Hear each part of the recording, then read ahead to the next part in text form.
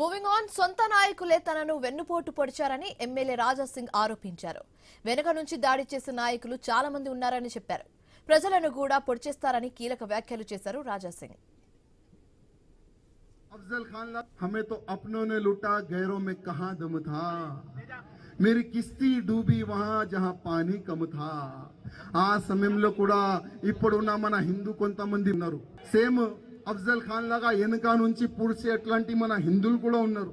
చాలా మంది హిందువులు ఉన్నారు, చాలా మంది నేతలు ఉన్నారు.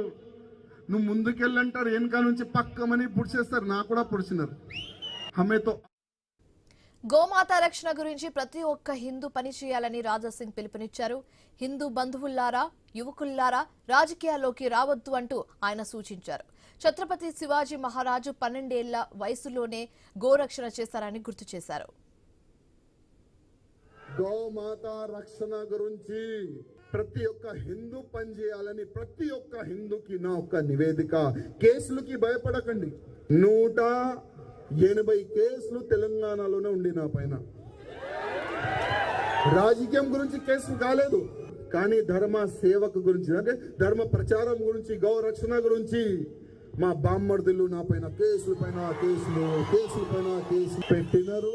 వాళ్ళు అనుకున్నారు మా చిన్న బామ్మర్ది 15 మినిట్ సమయం ఇస్తే 100 కోట్లు హిందువుల్ని నా సత్తా ఏంది చూపెడతా అన్నాడు ఆయన.